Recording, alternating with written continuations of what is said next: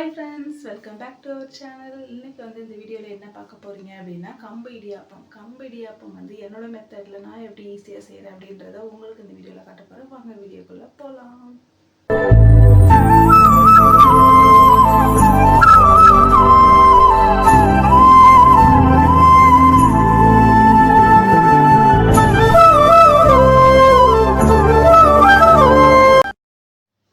Hi friends, எல்லோரும் எப்படி இருக்கீங்க? இன்றைக்கி வந்து என்ன வீடியோ பார்க்க போகிறோம் அப்படின்னா வந்து நம்ம கம்பு வச்சு வந்து ஒரு இடியாப்பம் செய்ய போகிறோம். எப்படி செய்யலாம், ஈஸியான மெத்தடில் வந்து எப்படி செய்யலாம் அப்படின்றத தான் இந்த வீடியோவில் வந்து நம்ம பார்க்க போகிறோம். நம்ம வந்து இப்போ வந்து கம்பை வந்து ஒரு மெஷரிங் கப்பில் வந்து நம்ம அளந்து எடுத்துக்கலாம். அதுக்கு வந்து நான் வந்து ஒரு பெரிய கப்பில் வந்து கம்பை அளந்து எடுத்துக்கிட்டேன். ஒரு கப் வந்து அளந்துருக்கேன். இதை வந்து நம்ம வந்து இப்போ வறுத்து எடுத்துக்க போகிறோம்.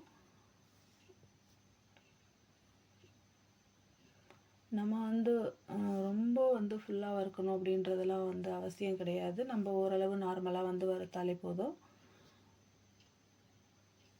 அடுப்பை வந்து மீடியம் ஃப்ளேம்லேயே வச்சு வறுத்துக்கலாம். இதை வந்து வறுத்துட்டு அதுக்கப்புறமா வந்து நம்ம வந்து இதை வந்து ஒரு பாத்திரத்துக்கு வந்து மாற்றிக்கணும். இப்போ நம்ம வந்து இதை வந்து ஒரு பாத்திரத்துக்கு மாற்றிக்கலாம். இதை மாற்றிட்டு தண்ணி வந்து நம்ம தேவையான அளவு தண்ணி ஊற்றி நல்லா வந்து ஊற வச்சிடலாம். ஒரு 5லேருந்து 6 மணி நேரம் வந்து நல்லா ஊறணும். கம்பு வந்து நல்லா ஊறி வந்தால் தான் நல்லாயிருக்கும். வறுக்காமல் கூட வந்து கம்பை வந்து போடலாம் இடியாப்பத்துக்கு. ஆனால் வந்து வறுத்து போட்டால் அதோட டேஸ்ட் வந்து கொஞ்சம் நல்லாயிருக்கும். அப்படிங்கிறதுனால தான் வந்து நம்ம வந்து இப்போ வறுத்து போட போகிறோம். இதை வந்து ஒரு பாத்திரத்தில் மாற்றி தண்ணி ஊற்றி நல்லா வந்து ஒரு 6 மணி நேரத்துக்கு வந்து ஊற வச்சுக்கலாம்.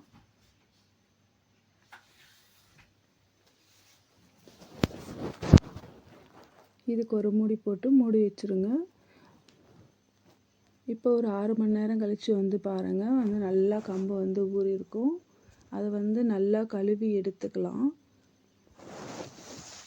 நல்லா ஒரு டைமுக்கு 3 டைம் வந்து நல்லா வாஷ் பண்ணி எடுத்துகிட்டு அதை வந்து ஒரு மிக்சிங் பவுலில் போட்டு நல்லா வந்து அரைச்சி எடுத்துக்கலாம். அதாவது வந்து எப்படி அரைக்கணும் அப்படின்னா வந்து இட்லி மாவுக்கு எப்படி கெட்டியாக அரைப்போம் இல்லைங்களா, அது மாதிரி வந்து நல்லா கெட்டியாக அரைக்கணும், நைஸாக அரைக்கணும்.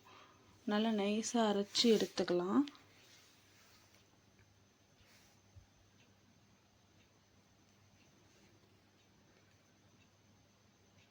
தேவையான அளவு மட்டும் நமக்கு வந்து தண்ணி ஊற்றிக்கணும். ரொம்ப வந்து தண்ணி ஜாஸ்தியாகவும் ஊற்றிடாதீங்க. கொஞ்சமாக வந்து கம்புக்கெல்லாம் வந்து கொஞ்சமாக வந்து உப்பு போட்டாலே போதும். ரொம்ப ஜாஸ்தியாக உப்பு போட்டிங்க அப்படின்னா வந்து ரொம்ப கரிக்க ஆரம்பிச்சிடும். இங்கே பாருங்கள், இட்லி மாவு பதத்துக்கு வந்து எடுத்தாச்சு. இதை வந்து இப்போ நம்ம வந்து ஒரு வானல் வச்சு அதில் வந்து கொஞ்சமாக வந்து ஒரு 2 டேபிள் ஸ்பூன் அளவு மட்டும் தண்ணி ஊற்றி நல்லா கொஞ்சம் சூடு பண்ணதுக்கப்புறமா இந்த கம்பை வந்து நம்ம அதில் வந்து போட்டுடுறோம். அதில் கொட்டிட்டு நல்லா வந்து கிளறி விடணும். லைட்டாக வந்து அடி பிடிக்க தான் செய்யும். இருந்தாலும் வந்து நம்ம நல்லா வந்து கிளறி விட்டுக்கிட்டே இருக்கணும். அடுப்பை வந்து சிம்மில் வச்சுக்கோங்க. சிம்மில் வச்சுட்டு அதுக்கப்புறமா நல்லா வந்து கிளறி விட்டுட்டு இருந்திங்கன்னா ஓரளவு வந்து கெட்டியான பதத்துக்கு வரும். நம்ம வந்து கெட்டியான பதத்துக்கு வந்துருச்சு அப்படின்னா வந்து நம்ம வந்து அடுப்பை வந்து ஆஃப் பண்ணிக்கலாம். இப்போ பாருங்கள், வந்து கெட்டியான பதத்துக்கு வந்துருச்சு. இப்போ வந்து அடுப்பை ஆஃப் பண்ணிக்கலாம். இதை வந்து ஓரமாக இருக்கட்டும். நம்ம வந்து இப்போ இடியாப்பத்துக்கு வந்து சைடிஷ் வேணும் இல்லைங்களா, அதனால் வந்து அதுக்கு தேவையானது வந்து நம்ம வீட்டிலையே இருக்கிறத வச்சு நம்ம வந்து செய்ய போகிறோம். இதுக்குன்னு பெருசாலாம் எதுவும் இல்லை. ஃபஸ்ட்டு எண்ணெய் ஊற்றி கடுகு போட்டு 2 காஞ்ச மிளகாய் இல்லை எந்த மிளகாவாக இருந்தாலும் ஓகே தான், அது மாதிரி போட்டுக்கோங்க. அதுக்கப்புறமா வெங்காயம் போட்டு கொஞ்சமாக உப்பு தூவிக்கோங்க. உப்பு வந்து எதுக்காக போடுறோன்னா வெங்காயம் வந்து நல்லா வதங்கி வரும், அதுக்காக தான் வந்து உப்பு சேர்க்குறோம். நம்ம வந்து வெங்காயம் நல்லா வதங்கி வந்ததுக்கப்புறமா வந்து தக்காளி வந்து சேர்த்துக்கலாம். நம்ம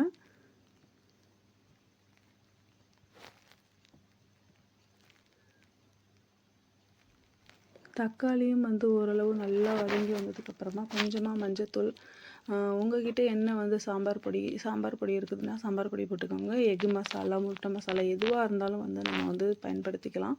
என்கிட்ட வந்து சாம்பார் பொடி தான் இருந்துச்சு, அதனால் வந்து நான் வந்து சாம்பார் பொடியை வச்சு தான் வந்து இதுக்கு கிரேவிக்கு ரெடி பண்ணினேன்.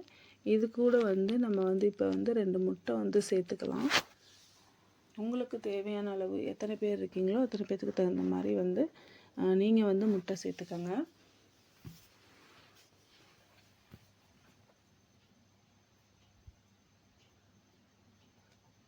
தேவையான அளவு மட்டும் வந்து தண்ணி ஊற்றி கொஞ்சமாக, உங்களுக்கு கிரேவி மாதிரி வேணும்னாலும் வச்சுக்கலாம், இல்லை வந்து தண்ணியாட்டம் கொஞ்சம் குழம்பு இதாக வச்சுக்கலாம். நீங்கள் எப்படி உங்கள் விருப்பம். அது வந்து நான் வந்து கொஞ்சமாக கிரேவி மாதிரி வச்சுருக்கிறேன். இது கூட வந்து கொத்தமல்லி கருவேப்பிலை இருந்ததுன்னா கொத்தமல்லி கருவேப்பிலை தூவி இதை வந்து நீங்கள் வந்து இறக்கிடலாம். நல்லா கொதிய விட்டு இறக்கிடுங்க.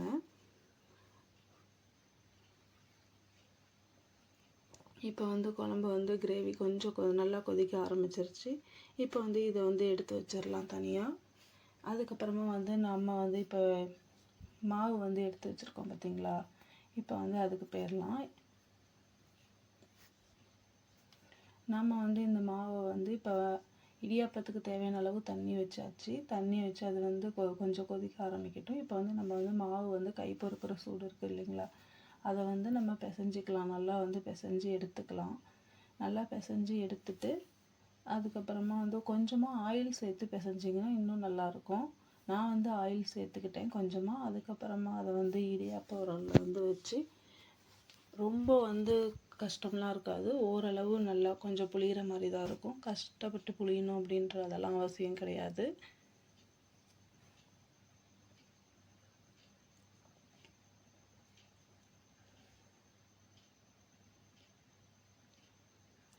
நீங்கள் வந்து இந்த மாதிரி இடியாப்பம் இதில் வந்து புழிஞ்சி எடுத்துக்கோங்க.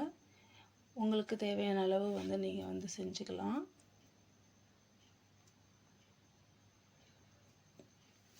நான் பாருங்கள் இப்போ வந்து இருக்கிற மாவு எல்லாமே வந்து இடியாப்பத்தட்டில் புழிஞ்சு, இட்லி தட்டுலேயே சரி இடியாப்பத்தட்டாக இருந்தாலும் சரி, என்கிட்ட வந்து இட்லி தட்டு தான் இருந்துச்சு, இட்லி தட்டில் புழிஞ்சு வச்சாச்சு.